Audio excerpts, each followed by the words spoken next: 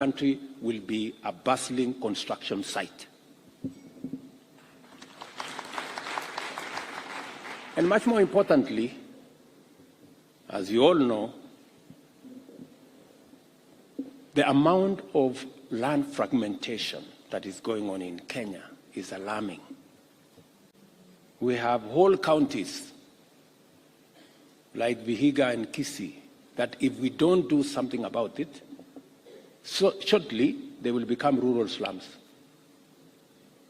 We need to reverse land fragmentation, and housing is the tool we have to reverse fragmentation and to give us an opportunity to save the land that we have for production of food and production of other items so that we can drive our food security initiatives, but also provide settlements and housing for our people.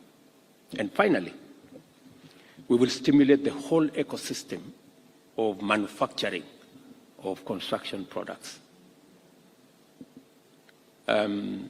Recently, I was giving a check of 140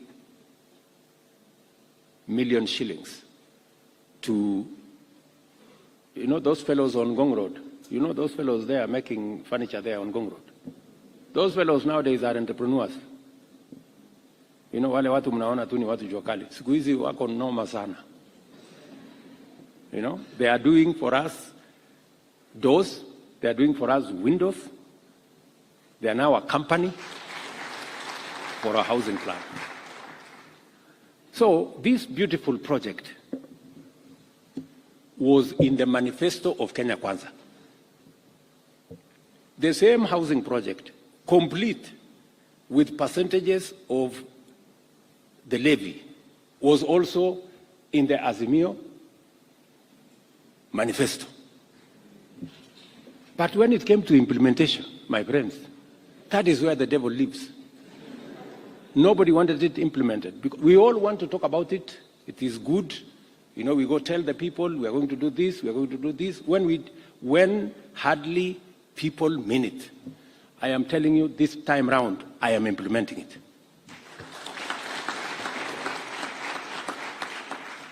And I am so determined because we must do it.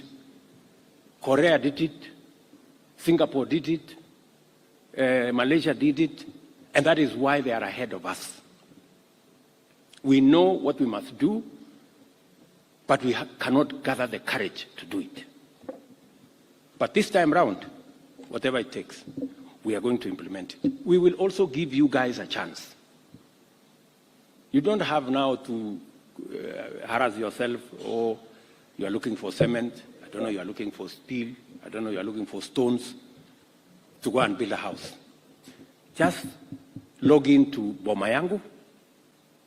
I think it is 832 was Boma Yangu. Hinga will come and brief you, my PS for housing. You will choose for yourself the house you want. It is the responsibility of the government of Kenya to deliver that house to you. Kazi yako ni kulipa tu whatever it is that you need. You don't need to know me, you don't need to know Hinga, you don't need your relative, you don't need your friends, because you know what they do in most cases. So we will save you the trouble. So this, I've just given you an example of why we must change Kenya. Yeah? And I promise you that we're going to move this country in the right direction. We will make the difficult decisions, we will make the smart decisions, because we owe no less to the people we told that this was going to happen.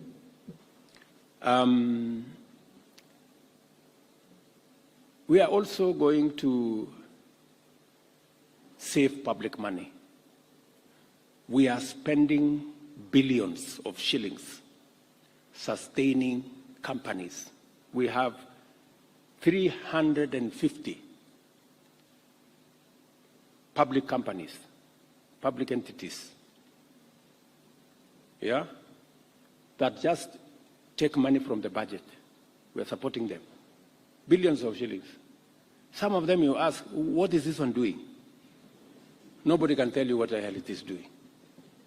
But we are putting in 100 million, 200 million, 500 million every year. So some of those things, we are going to make a decision. And by the way, very interesting. A report was already done. A whole report saying these companies, about 150, should be removed. What they are doing can be done by the private sector. In fact, sell some of these companies to the private sector. The private sector will give us more value out of them. Yeah? Some of them divest.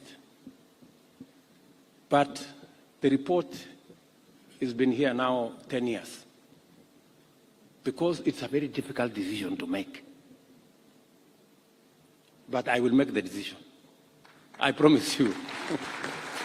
I will make the decision and take the consequences. Because Kenya must move. Yes, if we know what the right thing is, my friends, you can never go wrong by doing the right thing. How can you go wrong by doing the right thing? So we are going to make those decisions because, and I am talking to you as members of our diaspora, because we must change Kenya. I don't want to talk about taxes because you guys, I know, you know how much you pay. Munajua. Si ndio?